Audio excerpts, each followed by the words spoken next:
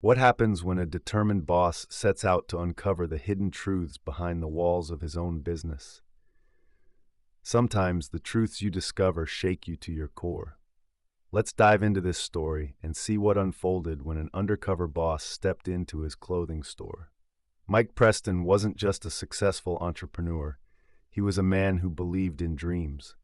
He had spent years building his clothing brand, Preston Threads, from nothing but an idea. He began with a borrowed $1,000 and a sewing machine in his tiny garage, creating designs that spoke to people. Slowly but surely, his grit and passion turned into a nationwide brand loved by many. But for Mike, success wasn't just about numbers. It was about principles, integrity, respect, and treating people right. That's why it hurt him deeply when he started hearing troubling rumors about one of his stores. Customers were complaining about rude service, and some even hinted that they were being cheated. These whispers of dishonesty didn't sit well with him. So Mike made a decision. He'd go undercover as a regular customer to see the truth for himself. On a crisp Monday morning, Mike entered the downtown branch of Preston Threads, wearing an old jacket and a baseball cap. He wanted to blend in, to be just another face in the crowd. From the moment he stepped inside, he could feel the energy was off. The store manager, Roger, was stationed at the counter. He was tall, with a sharp suit and an air of arrogance. Instead of greeting Mike or any other customers, Roger was glued to his phone, chuckling at something on the screen. A young employee named Lucas was folding shirts nearby. Lucas was slim, with an eager expression and a nervous energy, as if he wanted to do his best but wasn't sure how.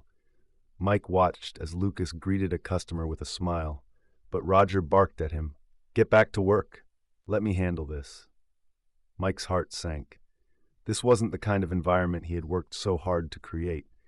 He decided to stick around and observe. As Mike browsed the shelves, a father and his teenage son walked in. The boy's face lit up when he spotted a leather jacket. "Dad, this is the one I've been saving up for," he exclaimed. The father smiled and nodded. "All right, let's get it," he said. They walked to the counter where Roger was waiting. He scanned the jacket and said, "That'll be $280. The father frowned. "The tag says $200, he said, holding up the price tag. Roger didn't even flinch. "That tag's wrong. Prices went up last week." The father hesitated. "Well, can't you honor the price on the tag? That's what it says." Roger smirked. "Sorry, sir. Rules are rules. You want it or not?" The teenager's face fell. He looked at his dad, clearly disappointed. "It's okay, Dad. We don't have to get it," he said softly. Mike's chest tightened. This wasn't just bad customer service. It was outright deceit. He couldn't stand by and let it happen. "Excuse me," Mike said, stepping forward. "Why is the tag still on there if the price has changed? Isn't that misleading?" Roger narrowed his eyes at him. "Who are you to ask? You buying something, or are you just here to cause trouble?" Mike stared at him for a moment, anger bubbling beneath his calm exterior. But before he could respond, Roger turned back to the father. "You're holding up the line. Either pay up or leave," he said coldly. The father sighed and put the jacket down. "Let's go, son," he said, his voice heavy with disappointment. As they walked out, the boy glanced back, his eyes filled with sadness. Mike felt his heart break for them. Mike couldn't take it anymore. He approached Roger and said, "You know, I've been in a lot of stores, but I've never seen someone treat customers like this. Do you always talk to people this way?" Roger scoffed. "Look, buddy, if you've got a problem, take it somewhere else. I run this store how I see fit." Mike's voice hardened. "Not for long, you don't." Roger froze. "What's that supposed to mean?" Mike pulled off his cap, revealing his face. "It means you're talking to Mike Preston, the owner of this store, and the guy who just watched you scam a customer." The color drained from Roger's face. "Wait, you're Mr. Preston? I didn't know." "That much is clear," Mike said sharply. "But what I do know is that you've been lying to customers, and based on what I've seen, I'm guessing this isn't the first time." Lucas, who had been watching quietly, stepped forward.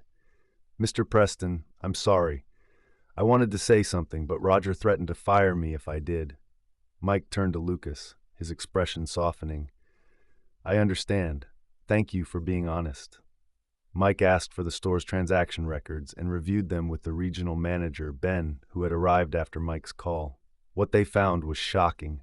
Roger had been overcharging customers for months and pocketing the difference. He had even manipulated the store's inventory to cover his tracks. Roger tried to defend himself. It was just a few dollars here and there. It's not like it hurt anyone. Mike's voice was firm. It hurt our customers. It hurt our reputation. And most of all, it hurt my trust. Pack your things, Roger. You're done here. As Roger stormed out, Mike turned to Lucas.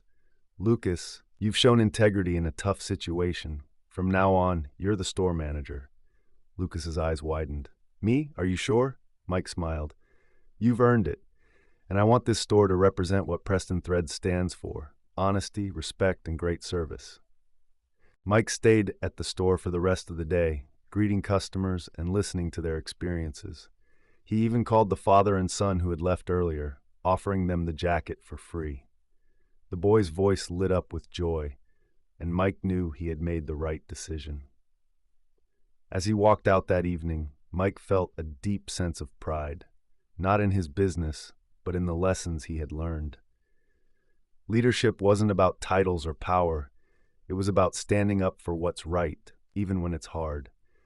And from that day forward, Preston Threads wasn't just a brand, it was a promise. That's the story, friends. I hope you enjoyed it. It was a pleasure sharing it with you all. Don't forget to comment below and let me know where you're watching from. It's always fun to see the global reach of these stories. And if you haven't already, please hit that subscribe button for more amazing stories, tips, and tricks. Thank you for watching, and I'll see you in the next one. Bye. If you'd like to show some extra love, tap the 3 dots near the share button and send a super thanks.